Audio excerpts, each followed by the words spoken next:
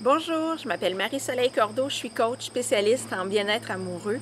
Pour celles qui ne me connaissent pas, je vous invite à visiter mariesoleilcordeau.com et vous allez voir que j'accompagne les femmes qui vivent une séparation ou qui éprouvent des difficultés en couple.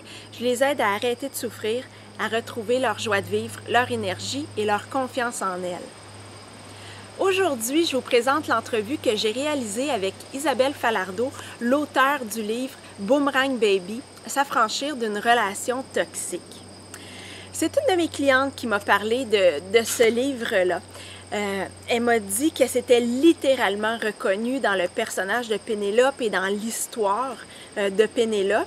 Puis une autre cliente m'a dit la même chose, puis une autre. Fait que finalement, ma curiosité a été piquée et je suis allée chercher le livre. Ce livre-là, ce roman-là, parce que c'est un roman, ça se lit comme du bonbon. Ça se lit vraiment très vite, c'est difficile d'en décrocher avant d'en connaître la fin. À moins, évidemment, que ça soit très douloureux pour vous de vous reconnaître comme ça dans l'histoire, mais je vous dis juste que ça finit bien. Donc, ayez espoir pour Pénélope et pour vous également. Donc, le livre a été écrit par une psychologue et spécialiste de l'indécision amoureuse, Isabelle Falardeau, et ça raconte l'histoire de Pénélope qui tombe en amour avec Christopher, le fameux boomerang. L'histoire d'amour de Pénélope ne sera pas de tout repos parce que Christopher, évidemment, va la quitter plusieurs fois et va la faire énormément souffrir.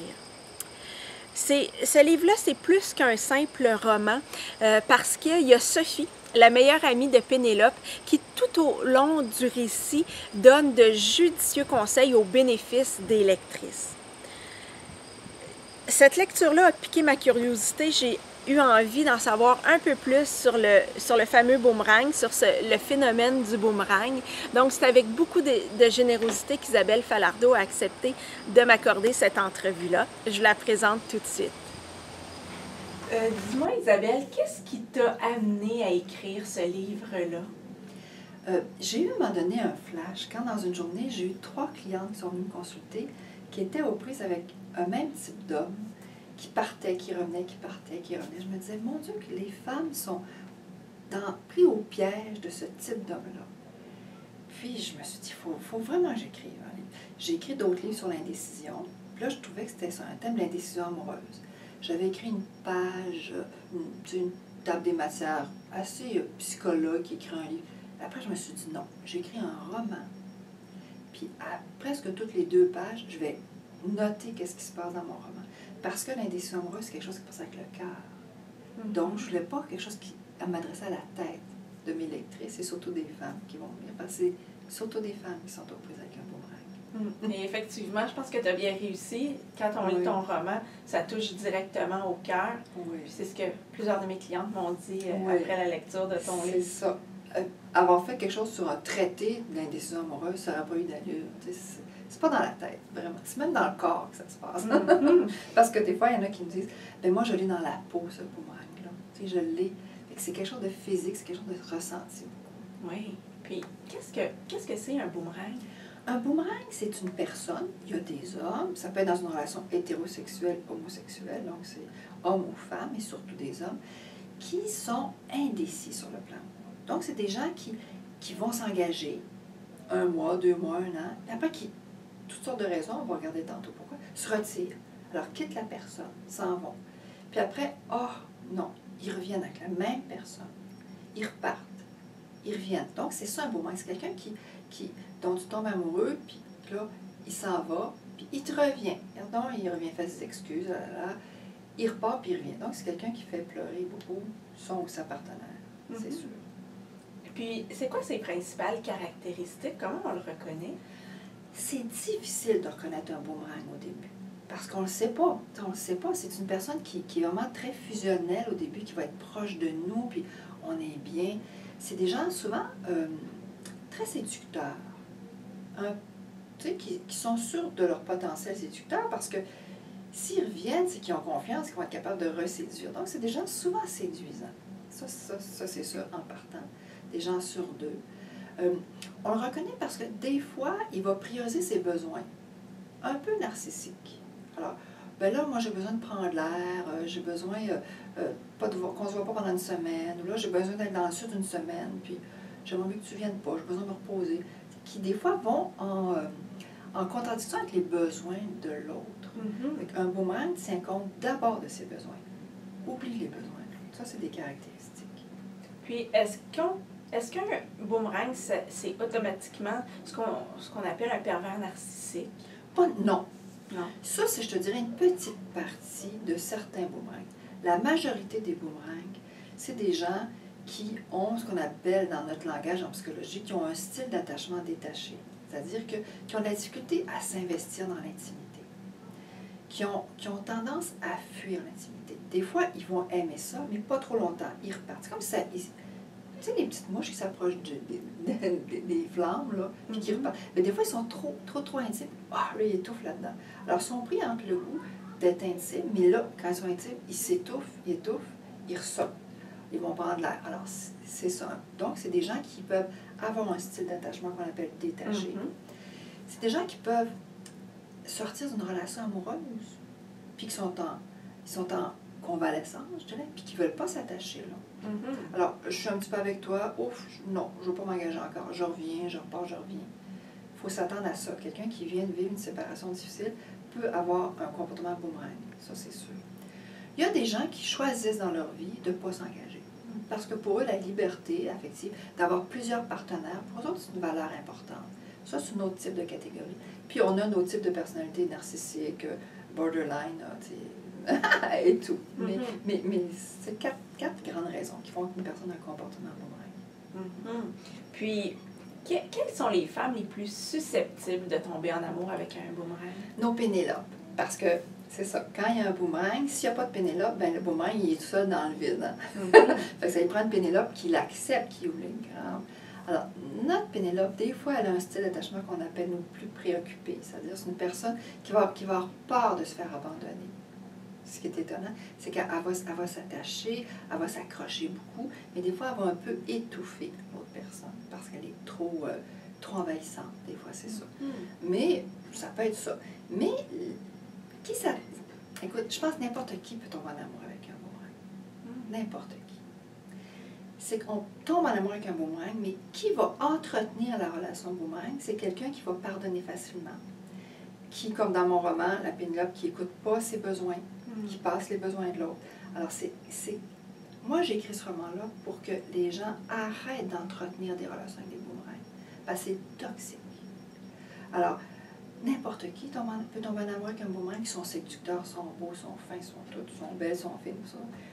Mais il y a des gens qui entretiennent la relation, qui ouvrent les bras, puis il y a des gens qui disent non, regarde, tu m'as laissé une fois, 2 fois, pas 3 fois, ça suffit. Alors, c'est ça. Est-ce que, justement, le fait que le boomerang, ce soit principalement quelqu'un qui est indécis, est-ce que c'est possible qu'à un moment donné, il prenne une décision et qu'il décide de s'engager sérieusement? Écoute, je pense que oui, c'est possible. Mais c'est le piège dans lequel plusieurs femmes vont tomber, vont dire, moi, je vais tellement l'aimer qu'il va changer son style. C'est ça qu'on pense. Je ne peux pas dire qu'un boomerang ne changera pas, c'est pas vrai.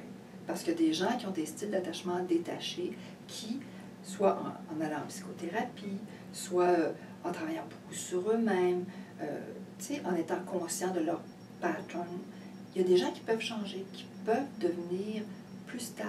C'est vrai, c'est possible. C'est un espèce de risque qu'il faut prendre. Hein? Est-ce que la personne va changer ou pas? Puis si on ne sait pas ça qu'après quelques années, elle ne change pas, bien, malheureusement, il faut prendre des décisions des fois. Parce qu'on se fait trop mal d'être avec quelqu'un qui part, qui revient, qui part, qui revient. C'est difficile à endurer, ça, pour l'estime de soi. Se faire quitter, c'est une des plus grosses blessures qu'on peut avoir. Oui. C'est ça. Et qu'est-ce qui fait que c'est aussi difficile de décrocher d'un boomerang? Le cerveau amoureux, là, c'est un cerveau qui ne fonctionne pas comme les autres cerveaux. Effectivement. Quand on est en amour, là, il y a on l'a vu dans les imageries là, du cerveau, là, il y a des ondes sous-corticales dans notre cerveau qui sont débranchées. Quand on est en amour, on ne voit rien de négatif chez l'autre. Oh, on le pardonne, on l'excuse. Alors, quand on est en amour, on ne peut pas être rationnel. On ne peut pas. Sauf que quand on a mal, il faut à un moment donné se dire, hey, là, il faudrait peut-être que j'écoute mes amis qui me disent qu'il faudrait que j'arrête de souffrir. Il faut prendre le temps de se regarder. Il faut vraiment prendre conscience dans quel modèle ou pattern de relation on est. Mm-hmm. C'est comme une drogue. Hein? Oui. Un boomerang, c'est une drogue. Quand on en prend, quand on est avec lui, on est bien. Mais c'est quand il faut s'en séparer, c'est un sevrage. Ça fait mal. Ça fait mal flusher un boomerang. Est-ce que le boomerang est une drogue plus forte qu'un homme sain, par exemple? C'est un grand séducteur. Mm. Alors, il sait toujours comment se faire pardonner. Puis là, écoute, il est tellement charmant, on lui pardonne, c'est sûr. Puis, tu sais, il est comme Christopher est à nos pieds, là. Pourquoi? Tu sais, on l'a attendu pendant 3-4 mois, puis il revient. Là, je serais bien non de dire non, tu sais. C'est ça. Mais il est plus difficile à quitter qu'un autre, oui. Ouais. Et si le mal est déjà fait, qu'on est déjà tombé en amour avec un boomerang, c'est quoi la pire chose à faire quand on est en amour avec un boomerang? Lui dire, quoi qu'il arrive, même si tu me quittes, je t'attendrai pour toujours. Interdit de dire ça. Parce que lui, il enregistre, ah super, je vais la mettre dans mon congélateur, je vais la mettre sur ma tablette d'en haut. Quand je t'aurai besoin, je vais aller la rechercher. Il ne faut pas se traiter comme ça. Il ne faut pas faire ça. Il faut avoir plus d'amour pour soi que ça. C'est ça le problème. Oui. Ouais. Et c'est pas facile de développer l'amour de soi. Non, c'est ça. Non. Il faut prendre soin de soi comme nos parents l'ont fait ou auraient pu le faire. Quand on est rendu adulte, il faut être bon avec ça. Il faut se réconforter. Il faut sentir que tout le monde mérite d'être aimé. Mm-hmm. Ouais. Et dans le livre, Sophie explique qu'une fois qu'un boomerang est séduit, il va chercher la relation fusionnelle. Oui. C'est quoi au juste une relation fusionnelle? Puis pourquoi le boomerang a tant besoin d'être en fusion? Une relation fusionnelle, c'est quand les deux personnes ont l'impression de former une seule. Okay? C'est vraiment la fusion, la symbiose. La symbiose, en psycho, c'est un petit peu reproduire comme quand l'enfant était dans le ventre de la mère. Mais c'était une personne, l'enfant, la mère faisait comme une. Alors, on recherche la symbiose, on recherche la fusion parce qu'on est proche de l'autre. Puis c'est comme si on disparaît un petit peu dans l'autre. Okay? Alors, le boomerang, il aime ça, mais pas longtemps. Pas trop longtemps. Notre Pénélope, elle aime ça tout le temps. Mm-hmm. Un couple, là, on le dit souvent, hein? 1 plus 1 plus 1. Là. Toi, moi et le couple, c'est 3 entités différentes. Donc, c'est pas vrai que c'est toi puis moi qui forment un. Alors, il faut vraiment travailler sur une autonomie affective. On est capable d'être heureux chacun de notre côté. Quand on est ensemble, ben, il se passe quelque chose de plus. C'est pas... Il faut qu'on soit ensemble pour qu'il se passe quelque chose. Tout à fait. Ouais. Isabelle, pourquoi les blessures infligées par un boomerang font-elles aussi mal? Quelqu'un qui nous rejette, là, c'est quelqu'un qui nous envoie le message, parce qu'on l'interprète comme ça quand on est laissé, qu'on vaut rien. Alors, quand un boomerang nous rejette, et quand il s'en va, c'est qu'il dit, toi, je te laisse tomber. Donc, on se retrouve là comme on vaut 0. Ça atteint l'estime de soi dans le plus profond de ce qu'on est. Puis, le boomerang, des fois, il va partir sans dire pourquoi, sans expliquer, parce que lui, il a le goût d'aller voir ailleurs, il a le goût de solitude. Il n'y a rien, il ne faut pas chercher à comprendre pourquoi il me laisse là. C'est son pattern de faire ça. Donc, la blessure, elle est très profonde. Elle est en dedans de soi, on se sent rejeté comme une personne entièrement. Puis ça, c'est le piège dans lequel il ne faut pas tomber. Parce que si une personne ne m'aime pas sur la terre, bien, ma valeur existe encore. Il ne faut pas oublier que c'est une personne parmi 7 milliards de personnes là, qui m'a rejeté. Il y en a d'autres. C'est sûr que c'est difficile de penser à ça. Mais il ne faut pas donner le pouvoir à une personne de nous détruire comme ça. On n'a pas le droit de laisser des gens nous détruire. Il faut avoir une petite carapace, puis il faut prendre soin de soi, comme je dis encore, se prendre dans les bras, puis se protéger soi-même aussi. Là. Et comment éviter de tomber en amour avec un boomerang, Isabelle? Au début, c'est pas possible, comme je disais, on ne sait pas. Il n'a pas marqué, comme j'écris dans mon roman, c'est pas marqué, je suis un boomerang. Fait que quand on commence à s'apercevoir que, ouais, ben là, ça fait une semaine qu'il m'a pas appelé, ou là, il est tout le temps chez ses chums, ou il arrive en retard, il se présente pas, ou tu sais. Quand on sent que l'autre nous considère pas, nous respecte pas, comme Christopher qui boucane ça d'en face, puis elle est une non-fumeuse. Bon, quand on sent qu'on n'est pas respecté au début, là, il faut faire des petites mises en garde. Sais-tu, on devait se voir hier soir, tu m'as pas appelé, j'ai attendu, qu'est-ce qui s'est passé? Ça fait 2 fois là, que tu me dis qu'on se voit, puis ouais, mais j'avais d'autres choses. Là, il faut commencer à dire tic-ling, ding-ling, peut-être que c'est un boomerang qui aime qui vient me chercher comme sur la tablette d'en haut, là, parce qu'il fait son affaire. Mais il y a bien des tablettes autour de lui, puis il va piger ailleurs aussi. Alors, c'est ça. Dès les premiers signes de non-respect, je dirais. Des fois, ça peut prendre... On se fait laisser 1 fois, 2 fois. Quand ça fait 2 fois que le même homme ou la même personne nous laisse, la sonnette d'alarme, il faut qu'elle sonne très fort. Oui, c'est ça. Et il faut l'entendre aussi. Oui. Il y a des gens qui vont accepter. Moi, j'ai eu des clients qui ont accepté de vivre pendant 10 ans, au moins. Une relation avec un boomerang qui la laisse, qui revient, qui la laisse, qui revient. Il y en a qui sont prêts à assumer toute cette peine, cette solitude-là. C'est leur choix, c'est difficile de juger, là. Mais, écoute, si on laisse une personne nous détruire comme ça, c'est qu'on n'est plus disponible pour d'autres. C'est ça qu'il faut comprendre. Quand on est en relation avec quelqu'un qui ne nous convient pas, on n'est plus disponible pour d'autres qui nous conviendraient mieux. Il faut le comprendre, il faut le ressentir.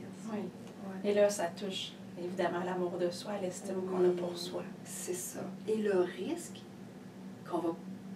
est-ce qu'on va trouver ou non une autre personne? Il faut accepter de vivre seul pendant un bout de temps, d'être abandonné, puis d'avoir comme seule compagnie soi-même. Il faut apprendre à être bien avec soi-même. Donc, pour laisser quelqu'un, il faut se dire, quand je vais laisser, il va y avoir quelque chose de mieux. Pas toujours facile d'y croire. C'est ça. Ouais. Ouais. Puis, est-ce que c'est possible, Isabelle, puis je te demande ça en terminant, d'oublier complètement un boomerang, d'oublier les moments exaltants qu'il y a eu avec le boomerang? Ouais.